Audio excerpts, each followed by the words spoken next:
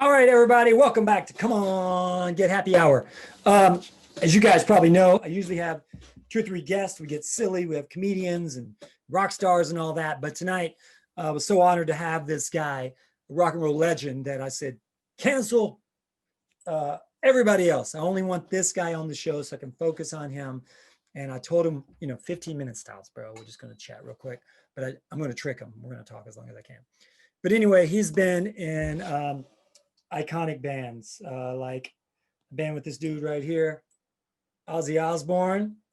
Been in a little band called Quiet Riot. Yep, got a lot of trouble to them back, listening to a little Quiet Riot back in the day, Kentucky.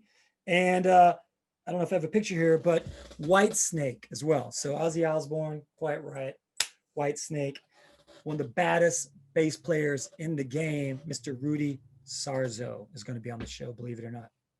I don't know how I got him either.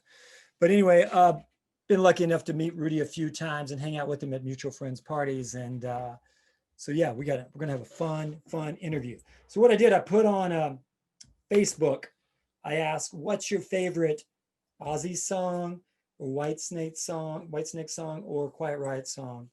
And I got some favorites here. And first of all, let me say, I'm sorry I didn't introduce Miss Judy Lewinson, the maestro up in Canada. What's up, Judy? How you doing? I just hit the ground running tonight, man. I'm excited. Well, I'm excited about the show too. So I'm like, yeah, let's just get to it. Let's get to it. I love music. I love music and I love musicians and I love the stories. So yeah, I'm excited for this week. Any of those bands huge up in Canada? You guys ever heard of Ozzy or Whitesnake or Quiet Riot? Yes, we do have rock and roll in Canada. A couple of those snuck up past the border. Basically, I mean, you're born, you get your hockey skates, and then you get like a greatest hits of whatever the latest rock bands are when you're born in Canada. There you go. Grow your mullet. Here's your hockey stick. Ozzy's greatest hits. Mm-hmm. I love all. Like I'm gonna talk about. Like I was a little afraid of Ozzy growing up because I don't have that many brain cells to start with, and I thought it was a little dark. But now that I'm so mature now. But I appreciate Ozzy. I love Ozzy. Of course, I loved Quiet Riot. I loved Whitesnake. In the still of the night, and the moon got heavy. Tony Caton. How do you say her name? Caton. Caton. Yeah. Was on the Jaguar. I always try to get my wife Katie to do that all the time. Just kind of, she won't go for it. To get a little more Chardonnay in here to do that. But on Facebook, I put, what's your favorite songs of all 3 of the bands or any? So I got the usual suspects. Ozzy, I got the Crazy Trains. I don't know. My favorite. Which one? Crazy Train? Yeah. I. Yeah, that's a good one. No More Tears. Okay, that was like the 90s, wasn't it?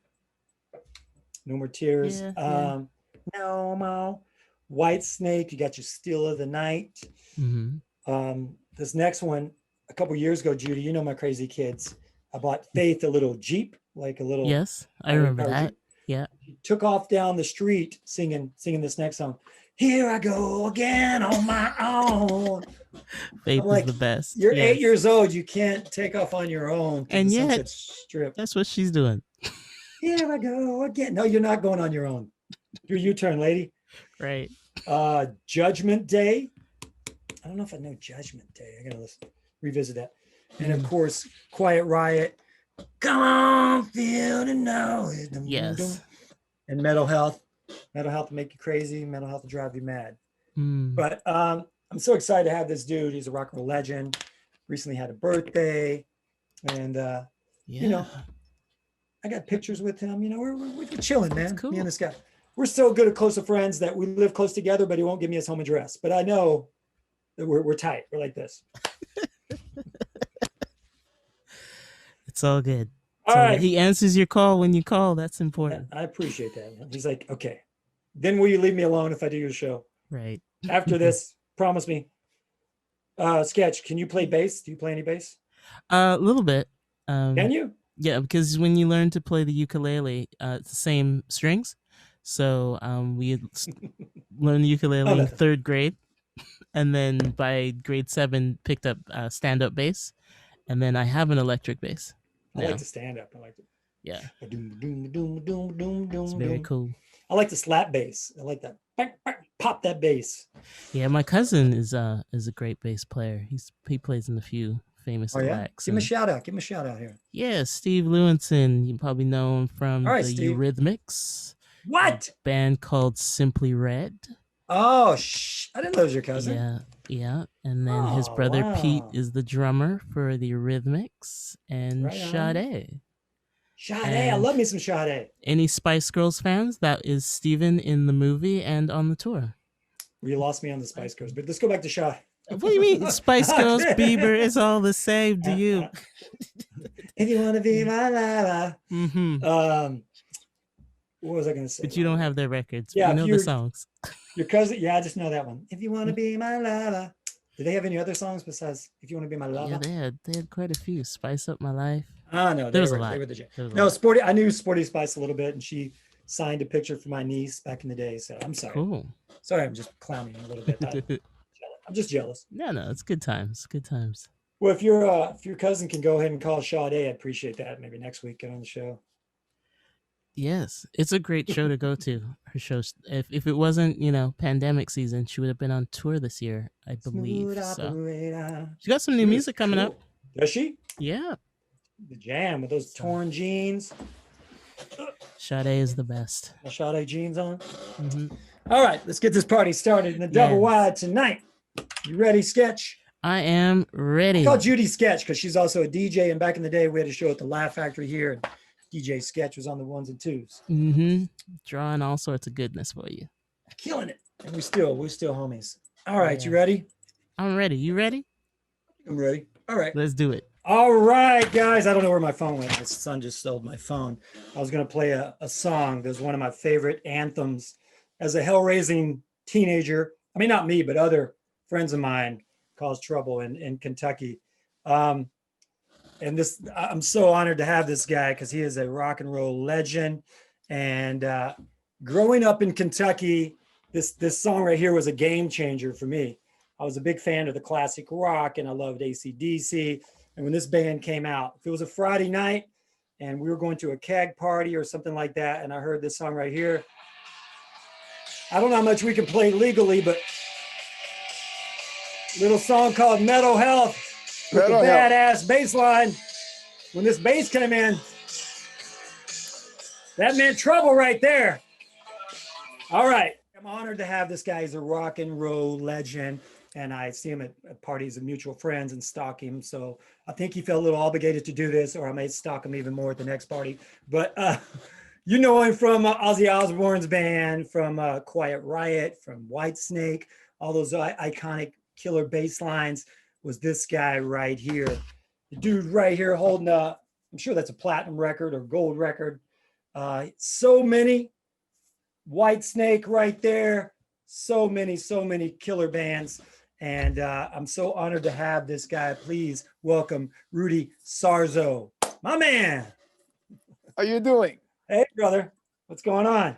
Oh, one thing that I want to make clear is that, since you mentioned you owned that when you were in high school, I believe it would be in the 80s. Yes, sir. That record, Mental Health. Yes. Well, on the back of the record, in credits, okay, there were two songs that were recorded before I officially joined Quiet Riot, because it was renamed Quiet Riot, but it was not exactly the same band. Okay. One of the biggest reasons Randy Rose was not there. Okay. So, Chuck Wright recorded two songs before I joined the band. Okay. One of them is Mental Health, what you just heard. All right. And the other one is Don't Want to Let You Go. And it's credited on the back of the record. Okay. Right on. But how old were you then? 17, 18? 15, 16, something like that. Okay. I mean, how many back credits of a record did you ever read back then? That would be -5. Rudy. Okay, there you go. Okay, but that is the fact that he recorded that. What year did you join Quiet Riot? Okay, I originally joined the band in 78. Okay. And the band dissolved in 79. Okay. When Randy went off to join Ozzy. Okay. Then I joined Ozzy in 81, but I kept playing with like a branch of the brand called Dubrow, a branch, like a Okay. like a splinter. Kevin's. Okay. Kevin's band called Dubrow, and Yeah. about, I would say probably about half of the songs on that Mental Health record were actually songs that Kevin wrote during the Dubrow period. Okay. And I was his bass player in Dubrow. I was living with him in his apartment until I joined Ozzy. So I got to play on Thunderbird before it was recorded. Loves a Bitch, and a bunch of other songs, you know. So just for like timeline purpose, I actually recorded half of Mental Health record the week before I went over to New York to record the Speak of the Devil album for, you know, the Ozzy Osbourne Speak of the Devil. Yeah. So that was kind of like a back-to-back pretty good week for me. Recording in the studio. Well, one was in the studio, the other one was live. But I always call, you know, a live situation is just one big studio with no double takes. Even though we did 2 shows at the Ritz, but no fixings. We didn't fix anything on that Speak of the Devil record. You didn't. What you heard is what we play live. No overdubs, anything. No. What you heard as a matter of fact, I left the band about 3 days after I finished recording that record. As soon as I got back to LA from New York, I gave Sharon's my notice that I was going to join the new version of Quiet Riot. Okay. And when was that? What year was that? It was 82. 82. Okay. And how long were you with Quiet Riot from 82 on? 85. Okay. Yeah. So I saw you guys in Evansville, Indiana, probably what, 83, something like that. And it was general admission. So you pay your $15 and you fight your way to the front of the stage. When I was a little. Who was the headliner? Who was the headliner? I don't know. I got to look that up. But I remember you guys had such an influence on me. And I was pressed against the front of the stage going, whoa. I mean, just, you know, chills up the back of my neck going, this is badass. This is right before MTV broke, you know, and seeing you guys that close after hearing you. Well, if it was before MTV, because Mental Health, the song Mental Health was our first video, but it didn't get enough traction on MTV. So the following one was Come and Feel the Noise. Yeah. And by then we were in the summer portion of the tour. By then, we were on tour with Iron Maiden. Okay. And that was a major tour, all arenas. And prior to that, we have been on tour with Scorpions, ZZ Top, and Loverboy.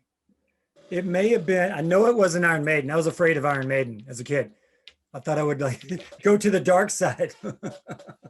I didn't have very many brain cells to start with, and I had some stoner friends. Even Ozzy scared me a little bit because I would ride to school with the guy. He had a 67 Cougar and he'd be playing Ozzy in his 8-track. And I'd be like, dude, I don't know if I should blah, blah, blah. I don't know if I liked it, and it was, but I was more of AC/DC and Quiet Riot of that era, So Revelation Mother Earth from Ozzy's Blizzard of Oz record.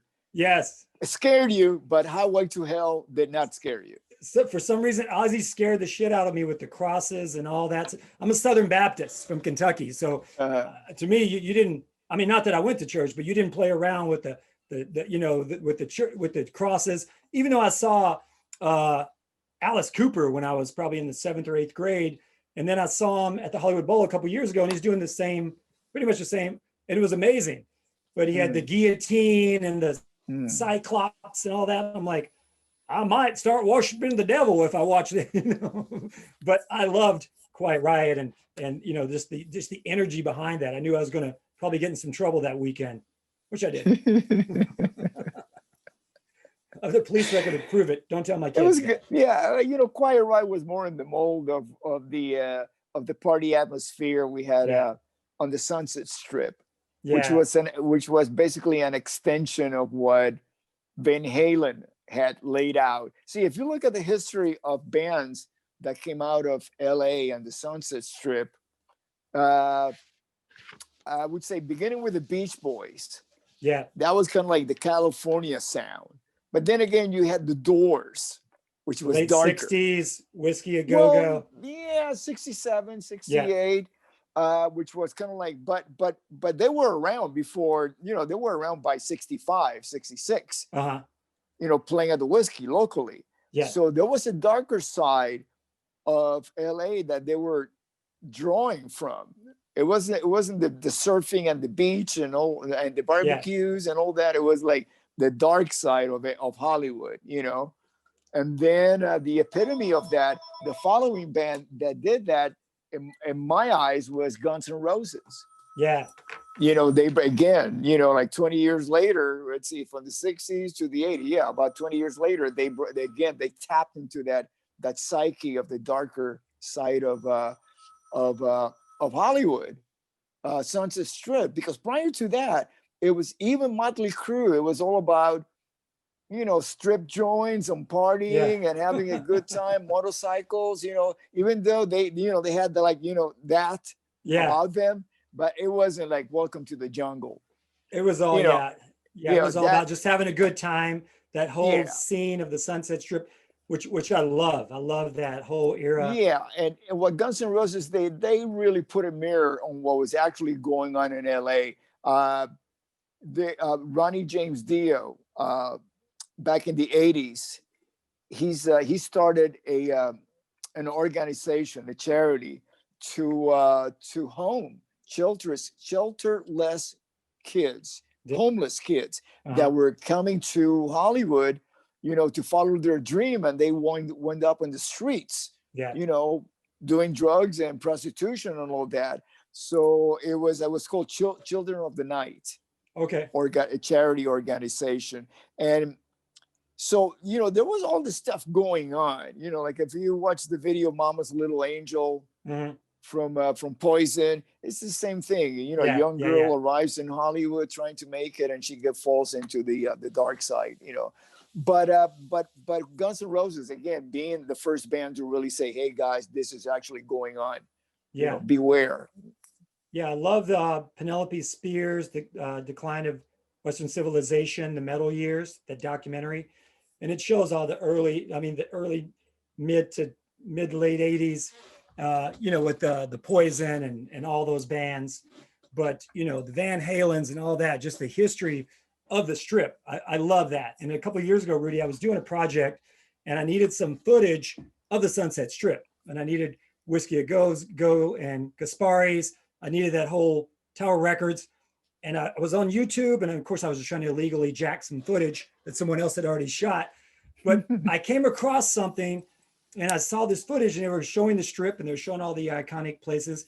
And all of a sudden there was a bridge. I'm like, there's no bridge on the Sunset Strip. And it was when Tom Cruise did the movie. What was it? Rockstar, or what was the movie he did? Judy? He did Rockstar. Yeah. So they did a replica of the whole setup, a mock Sunset Strip in Miami. So what it was, so I stole some of the footage, but that whole Gaspari's and that whole Whiskey a Go-Go, the Roxy, that whole strip right there. I don't know how much longer it's going to be there, but there's so much history, man. Yeah. The House of Blues is gone. Tower Records is gone. The House of Blues was never really, it was basically a restaurant. Yeah. Dash Club. It was not a place where it had the history of like Jimi Hendrix playing there, or Led Zeppelin, or the Police, or even Quiet Riot, or Motley Crue. They didn't break anybody. Yeah. No, it was just a room to play. And but it was not really considered the Strip. Yeah. It's across from the Comedy Store and the and that hotel. What was that hotel called? The Riot. The Riot House. The Hyatt. Riot House, which is really a Hyatt house. So it was a little bit further east. But once you go to the area where the Whiskey starts, and right before that, half a block before, you have the Viper Room, which was used to be called Filthy McNasty's, which was more of a top 40 room. Top was it 40. really? Yeah. When I got there in the 70s and the mid 70s, it was the only top 40 room in the whole area, in the whole 3 or 4 blocks that goes from the Viper Room to the Whiskey to the Roxy to the Rainbow to Gazzari's. Yeah. And that was the Gazzari's, end that's of what I'm it. saying. Yeah, Gazzari's. Yeah. And then about 3 or 4 blocks down south, down on Santa Monica, you had the Troubadour. Yeah. But that was more like the Eagles, more the Southern California. SoCal, soft rock. Yeah, Linda Ronstadt type of, venue. Yeah. Yeah. When I have a comedy background. So the first time I did the Comedy Store and I had a Friday night show there, just the history of the place, must have felt like the first time you played the Whiskey or the Roxy, just knowing you're sharing the stage. Yeah, I have some really good friends. As a matter of fact, most of my friends in the entertainment industry are actually stand-ups. Yeah, Joey Diaz. Joey Diaz, Coco, dear friend. Of course. Florentine. Yeah. Donnie Jameson, Craig Gass. Craig Gass, good rock and roll guy. He's always at the same parties. Yeah. Every time Craig's at the party at Sebastian's or wherever I see him, I make him tell whoever's around within earshot his story on the Kiss cruise when he was imitating Gene over the loudspeaker. He was going to sell Kiss life jackets and I had him on my show and it was great. I mean, I have a show called 6 Degrees of Sarzo. It's not really a podcast because we play music in between. Yeah. It's on Manchester Rock Radio. So it's kind of like a radio broadcast. And I had him on the show and to me, it was an ideal guest because see, when I do other people's podcasts, that's when I get to talk. Like I'm talking with you because you're asking me questions and I give you answers. But when I do my show, I try to talk as little as possible because I want it to be about the guest. And he's perfect. You just go, hey, Greg, how you doing? And there, you got a show. Well, it's been 48 minutes already. That's right. Yeah, I love storytellers and I love people that can just go and I set them up, But I love your whole history and you're from Cuba originally, right? Yes, I was born in Cuba. Yeah. And when did you come over? 1961. Okay.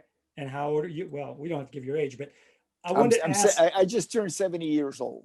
I know that. I wish you a happy birthday on thank you. They had a picture of you and I and Taylor Hawkins and Sebastian, I think. And they're like, how'd the hillbilly get in the picture? He's photoshopped. How'd he get in there? But so I was at Howard Gunn premiere because my friend was one of the editors, Cara Shapiro. Shout out to Cara. But I love that documentary Howard Gunn. And you were saying you didn't even really play like hard rock or metal bass until you got with Ozzy. Is that correct? Yeah, because I was doing basically top 40. I mean, I had played it, but it, sort of like if it was on the radio, FM or top 40, a song that is heavy metal, yes, you're allowed to play it. Yeah. by the club, because the club is all, when not really in LA as much as like, let's say Florida, which is more like tourism. It's all about dancing. When you want to go to a club, you're not going for a concert. You go to an arena for a concert or a theater. When you are going to a club, you're going there to dance and to sweat and to buy drinks. Yes. So if you're playing heavy metal, nobody's going to dance. Yeah. Nobody's going to drink and you get fired because we don't want you here. Yeah. So Rudy, I moved out here from Panama City Beach and I was a club DJ. So I feel what you're saying. And we would sometimes I'd switch off a set with the band. So I would play, get their asses moving, and the band. You want people to sweat, you want them to drink. That's the two objectives of the club owners. Yeah. So I also had to stay within my parameters, in my lane. Even though I liked another genre, I couldn't mix it in too much because the owner would be like, "What are you doing?" You would hear more metal, like Motley Crue and Bon Jovi and Whitesnake and strip joints. Yeah, those anthems. The White Snake, Tony Catan on the Jaguar. Yeah. Exactly. So when did you come to LA, Rudy? Actually, I came here about 3 times before I settled, because every time, the first time I run out of money, the first time was kind of like reconnaissance.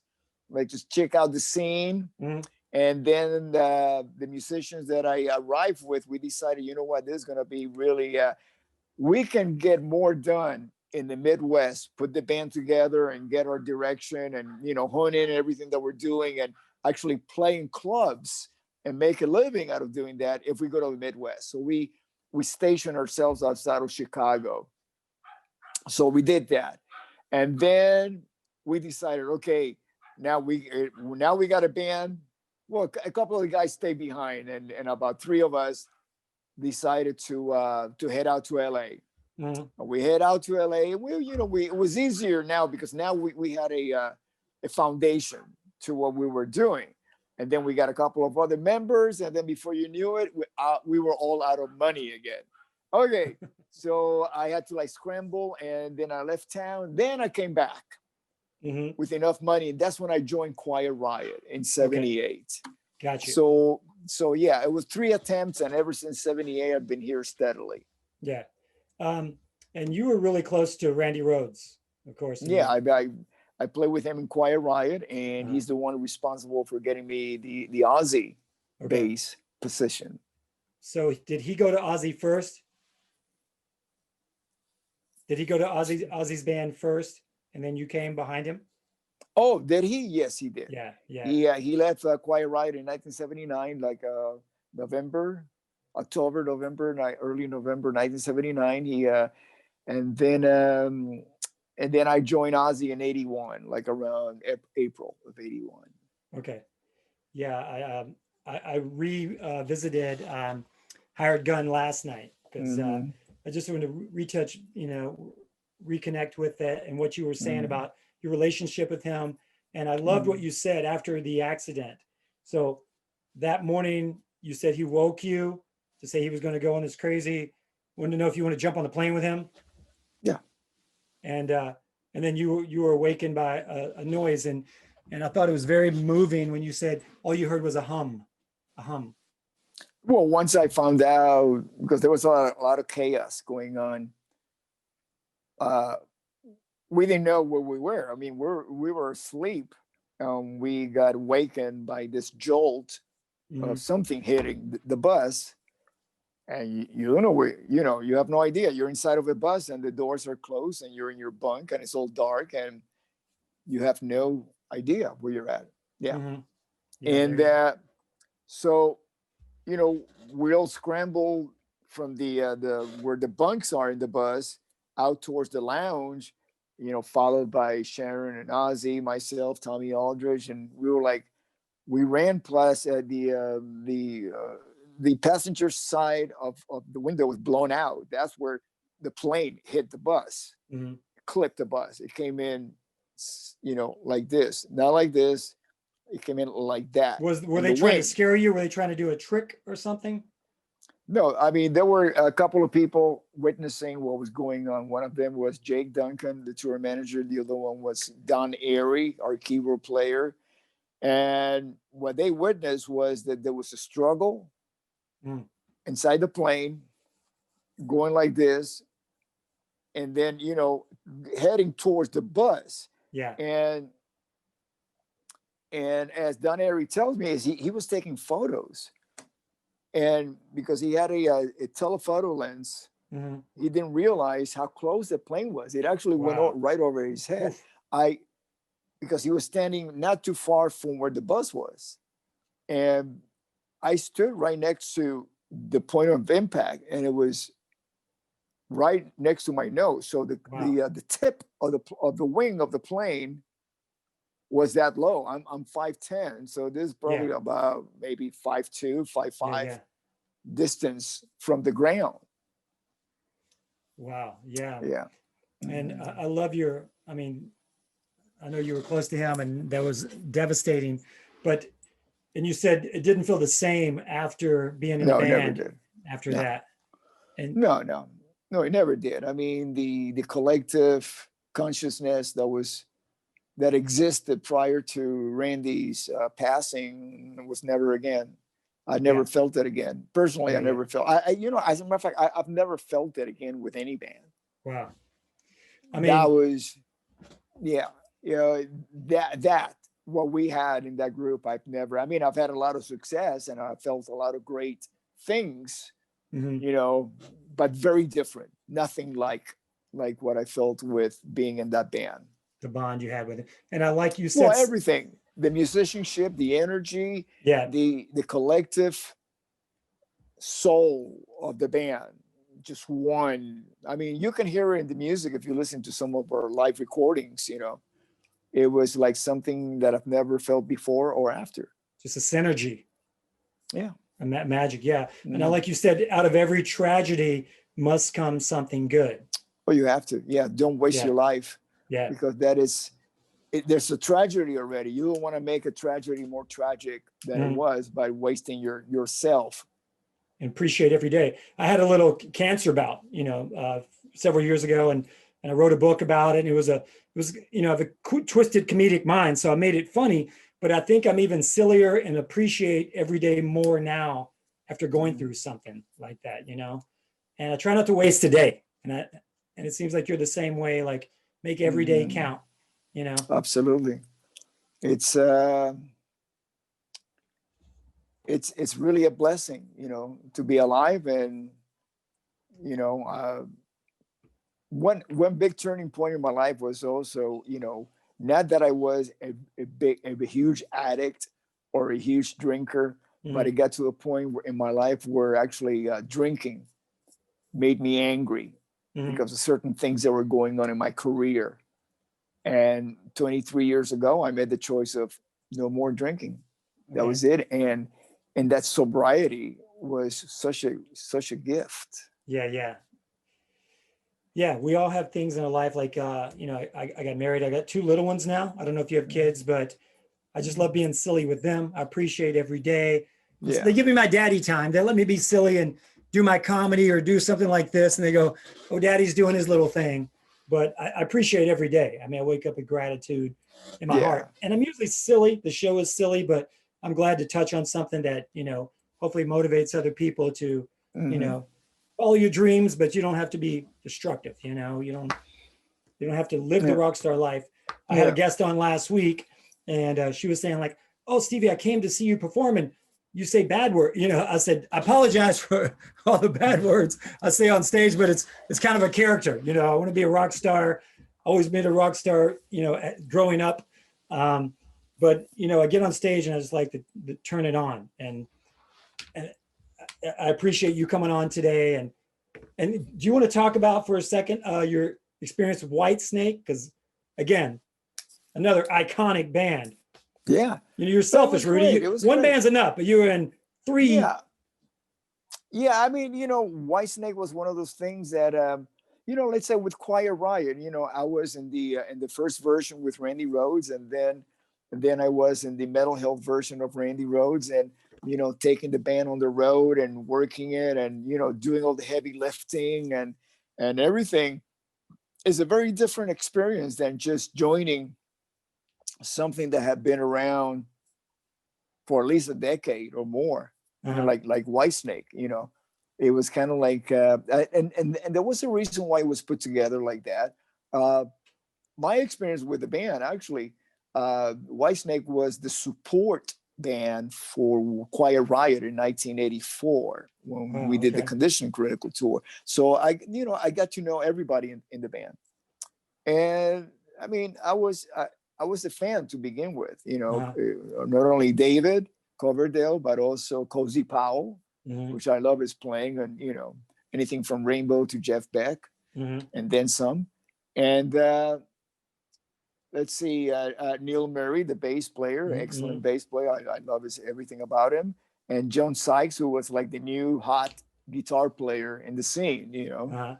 And so one night, the night we ended the tour, we had a little party for Whitesnake, like a going away party. And David gave me a hug, and then he whispers in my ear, soon we're going to be playing together. So, you know, the seed was already planted there, laid out. I had given notice right before we started the Condition Critical tour with Quiet Riot in 84. I told the band and management that I was going to leave the band after the tour ended, after all my commitments I was, done with that, I was going to leave the band. So Okay. I knew I was going to move on, but it was not something that everybody knew about it. So eventually, a couple of years later, I'm playing with Whitesnake. So it was something that I was familiar with the band, and yes, it was kind of like a rebirth of Whitesnake, especially for the MTV generation. Uh-huh. But it's it's something more, a little bit more endearing. If you start the band like I did, with Quiet Riot, and you're out there, driving yourself around in a station wagon and then an RV, and then you're just working it. You're doing all the heavy lifting, and then there is a level that you reach of success. That's more endearing, more rewarding. Uh-huh. Not So you that don't I have to did worry not about enjoy schlepping around and exhausting yourself. Yeah, just because getting to the gig and- yeah, because it was not handed to you. Yeah. It was basically, okay, you're gonna build this, and we build it. Yeah. And you appreciate that. When I'm driving around LA, sometimes I'll be with my two kids, and I'll look over at something now that's a coffee shop or whatever, and I'm like, oh, I think I told jokes there back in the 90s. So many hole in the walls. You're just trying to get a gig. You're just trying to get stage time, So anyway, real quick, I put on Facebook today. Do you have any questions for Rudy? You have a lot of fans out there. I've got a lot of rock fans growing up. And so if you don't mind, I got a couple of questions here from fans for you. We cool with that? Always. All right. Always. Somebody wanted to know if you and your brother Robert are going to work again, or you plan to form anything maybe during the quarantine, or. I'm at the point in my life where everything that I do, I want it to be my own vision. Okay. If I'm going to start something. Yeah. Like, for example, I am a member of a band called The Guess Who. Yep. A band, I took over the original bassist, Jim Cale. Mm-hmm. And, there's a vision already laid out for that. Yeah. And I'm at the point in my life that that's what I'm working on now. Just working on my own vision of my own music. It might not be necessarily what people expect of me, but it's definitely a fruit from my own tree. Yeah, I got you. All right, I like that. I have some friends just saw you down in Orlando with the Guess Who and said you were amazing. So Donna Fulp, that's for you. I love playing that. Orlando, yeah, we usually play at the Epcot Center. Yeah, Epcot Center. Yeah, that's where they saw you. I love playing there. Yeah. So my friend that asked the question about you and Robert is also a bass player in Kentucky. So also another friend of mine want to know if when you were in Cuba, did you have any family involved in the cigar business? And I said, that could be a racist question. I don't know if I'm even going to. No. But my friend's in the cigar business, so I think that's why he wanted to know. But no, I mean, it's a fact. The fact is, Cuba's biggest export still is cigar, and it was coffee and sugar, rum. We're talking facts here. I mean, it's nothing racist about that. It's like I'm from Kentucky. People's like, "Do you make moonshine?" I'm like, "No, but I've had a little shine in my day." That was going to be my question to you, actually. Oh yeah, you're a hillbilly. Do you drink moonshine? No, but I do drive a Trans Am, which I call my Kentucky Porsche, Rudy. I love Kentucky. What a beautiful scenery. I drive one of these cars, Trans Am. Yeah, I love it. It's one of the most beautiful parts of the United States. Thank you. It was crazy growing up there. My biggest thrill was going to a concert, seeing you guys, and then who knew someday I'd be taking pictures with all these rock stars. We'll fly this in. Here we are. Now I got a question for you. Yes, sir. Yes, sir. One question. Why is the Cincinnati airport actually in Kentucky and not called the Kentucky airport or whatever city it would be in? I have no idea, Rudy, because I grew up a couple miles, a couple hours, 100 miles south of Louisville. Mm-hmm. And I grew up poor single mom. We didn't have a family. I never, first time my mom ever flew on a plane was coming out to my wedding to LA. So I don't know, but I'll look into that for you, Rudy, and I'll send you a little message on Instagram. Okay.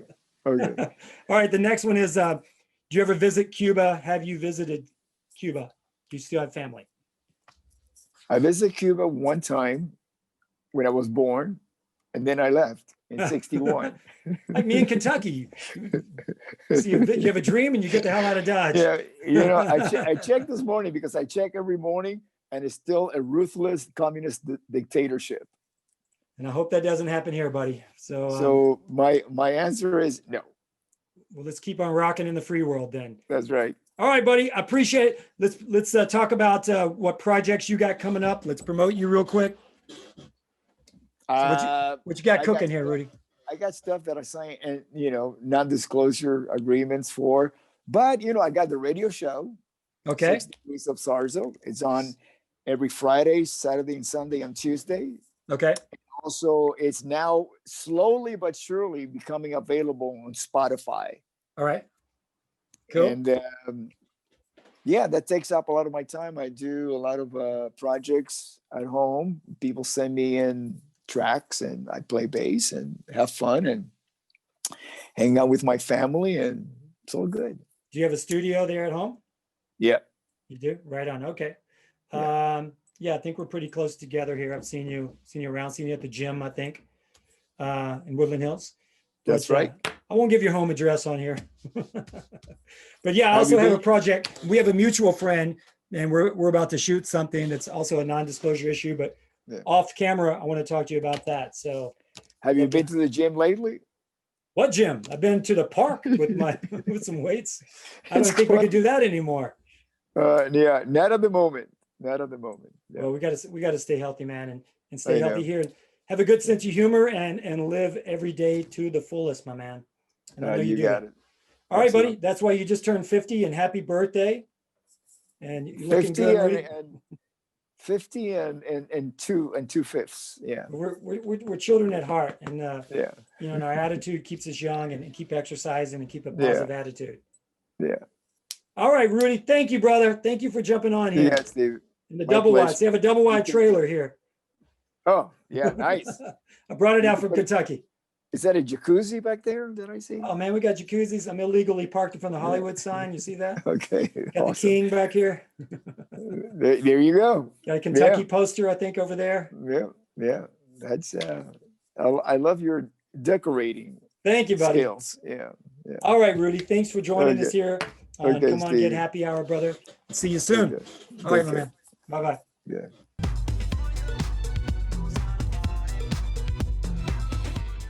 All right, everybody. I feel like the double wides real estate value just went up a little bit from having guests like that guy right there, Rudy Sarzo. Thank you, Rudy, for dropping by. The double wide, like I said, we're very tight. We're good friends, even though he won't give me his home address, and I know we're within a couple mile radius. So I'll keep stalking him. But I appreciate him stopping by. That was amazing. Y'all, hope you enjoyed this week's Come On Get Happy Hour. Tell your friends.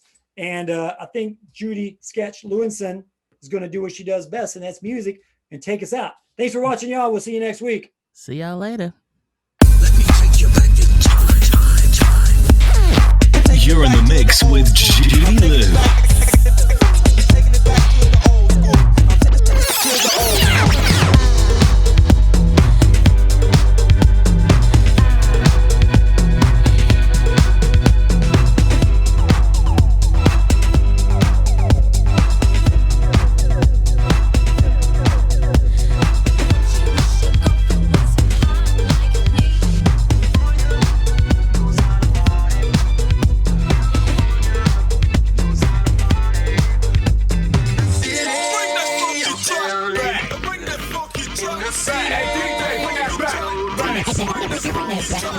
You're in the mix with JudiLew.